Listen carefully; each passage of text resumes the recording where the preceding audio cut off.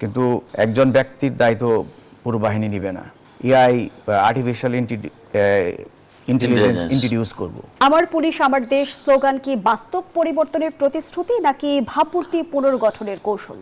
না, আস্তে আস্তে হবে পরিবর্তন। যেমনটি আমরা শুরুতেই বলছিলাম যে ২৪-এর গণঅভ্যুত্থানের যে ক্ষত সেটি আসলে পুরো পুলিশ বাহিনীকে কতটা ক্ষতিগ্রস্ত করেছে? আপনি ঠিক বলছেন, প্রথম দিকে হয়েছিল, বাট এখন আমরা মনে করি যে পুলিশ এখন আগের সাথে অনেক স্ট্রং, এবং যে প্রবলেমটা ছিল বা মোরাল, ওগুলো আমরা এখন অনেকটা কাটিয়ে উঠছি, এবং পুলিশ পুরোদমে কাজ করতেছে সারা দেশে। পুলিশ আর জনগণ যখন মুখোমুখি হয় ক্ষতিটা আসলে কার হয়? ক্ষতিটা দেশের হয়, সবারই হয়, কিন্তু আমরা এখন চাচ্ছি যে পুলিশ তার ট্রান্সপারেন্সি এবং অ্যাকাউন্টেবিলিটি থাকবে, এবং আমাদের যে আইন আছে সেটা মেনেই চলবে, এবং সেভাবেই এখন চলতেছে। ১৮৬১ সালের যে আইনটির কথা বলা হচ্ছে, পুলিশ সপ্তাহে বারবার আলোচনা এসেছে, এই আইনের কোথায় কোথায় পরিমার্জন বা পরিবর্তন জরুরি বলে মনে করেন?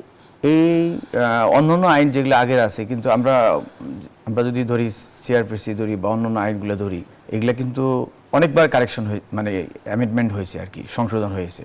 আস্তে আস্তে যেটা দরকার সেটা সেভাবে হচ্ছে এবং হবে।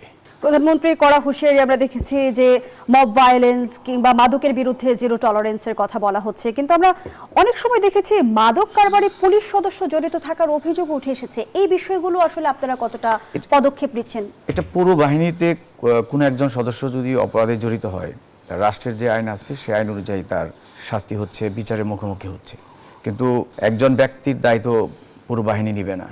শোনা যাচ্ছে যে পুলিশ বাহিনীতে কারিগরি পরিবর্তনের ক্ষেত্রে আপনারা যুগোপযোগী পরিবর্তন কিংবা পদক্ষেপ নিতে যাচ্ছেন, এবং বলা হচ্ছে যে AI driven case docket system, এই বিষয়টি আসলে কিভাবে জনবান্ধব হিসেবে গড়ে উঠবে?